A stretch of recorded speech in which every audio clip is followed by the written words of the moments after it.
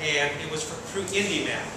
Oh. Now you think IndyMat's going to waste their time on a $2,000 property and play that kind of game like they do with her? No. So if you're buying some of these things on an auction site, you probably want to see, well, who actually owns this property and what am I going to have to deal with? If it's a large company, they're probably not going to waste a whole lot of time shopping it around. Okay?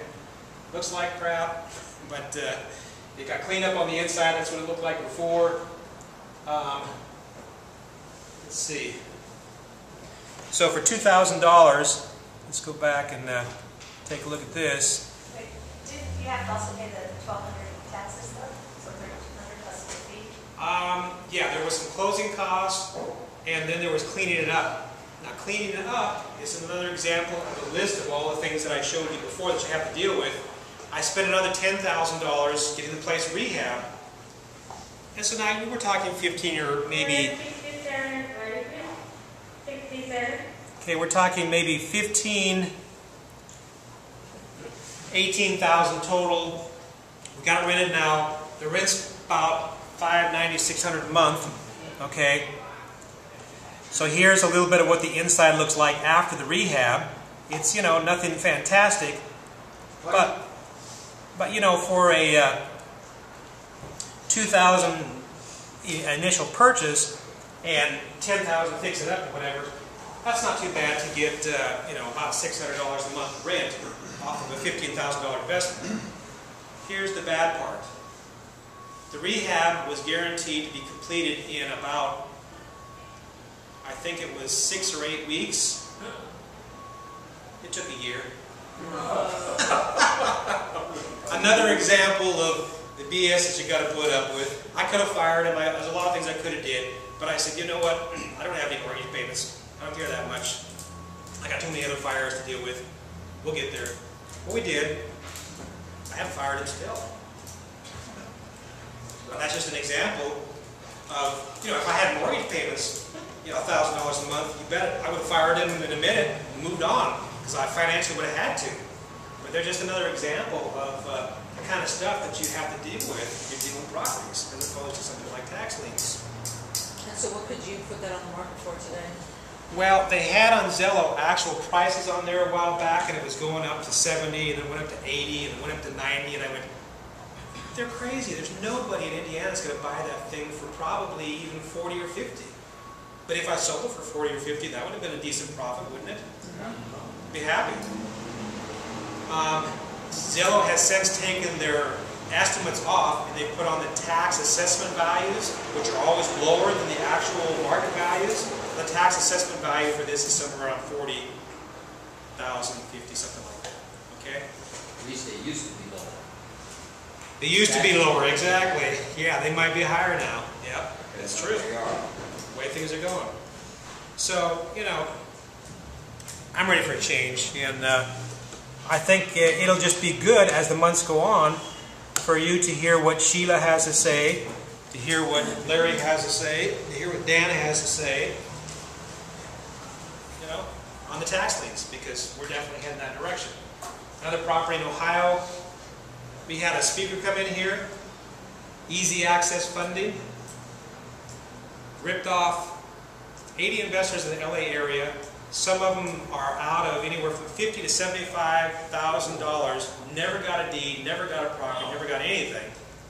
I got this place finally rehabbed to some degree. We're still working on it. Another nightmare, you know. But that's kind of how this business can go. I mean, there's been plenty of things I can say, hey, this worked out great. I've gotten many short sales, which are very time consuming, that have worked out fine. There's the value in Santa Barbara. You can see going down, down, down. This is the value in Ohio. So I've got about maybe 30 to 40,000 sunk into this place.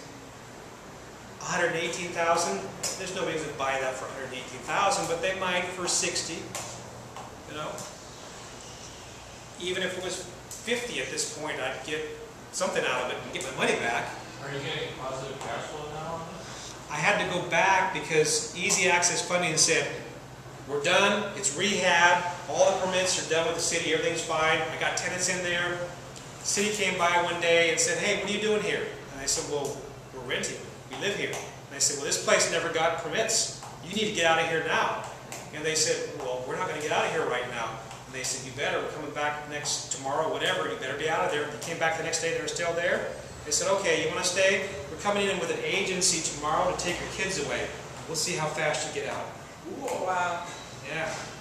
That's how quick. What's happening in California like that?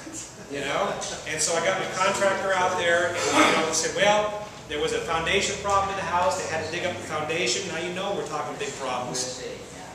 They got the foundation going, and within, say, probably 3 weeks to a month, the city came back, red tagged the house because there was some rubble from the foundation in the yard, and said, you got to fine $75 for having trash in the yard. I called them up and I said, we're rehabbing the place. They're working on it. Oh, we see here that this is not you personally. This is National Home Buyers. That's a $500 fine. And if you don't pay it within 3 weeks, we're going to have a warrant for your arrest. Oh. I'm going, tax liens, maybe. You know, so these are the kind of things that can happen. That's it. So, you know, I'd say if you're interested in getting a copy of the IRA information, before you leave, go back on your clipboard and find your name and put down there, I want IRA, or I want a video copy of the tax lien information you've got. It's promo information. It's not going to show you how to do it, but it's going to tell you why it's a good idea to get in that direction. So before you leave, just sign down there that you want this. I'll make sure you get a copy of it. And if you want some help getting back to Equity Trust or whatever, if anybody wants a copy of this, anybody want a copy for the IRA you were talking about?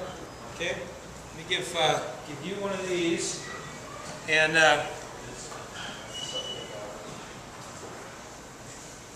you got a question? I'd like one of those. You want to copy this?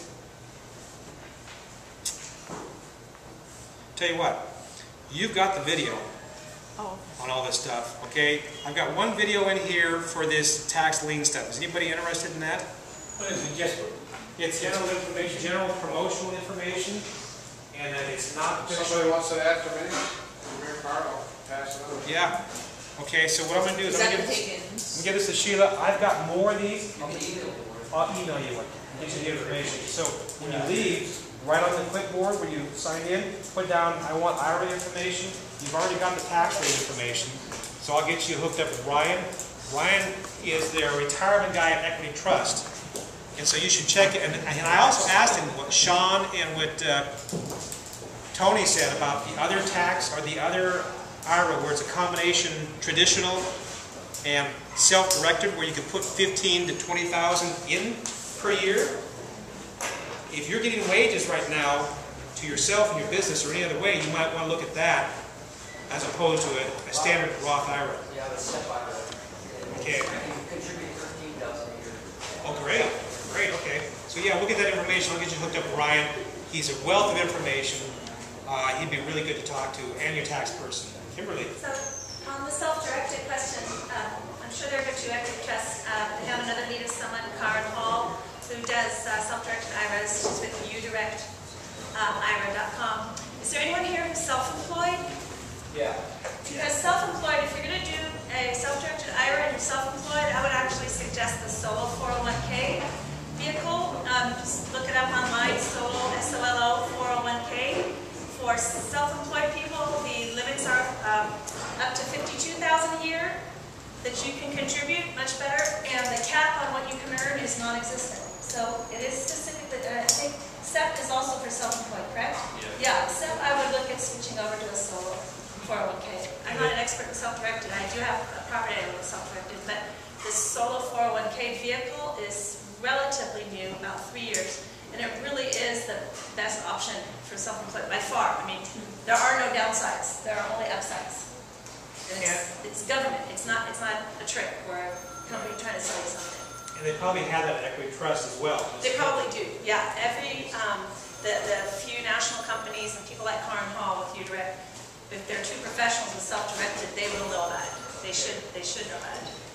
So we've got 3 people in here right now you can get back to talk about tax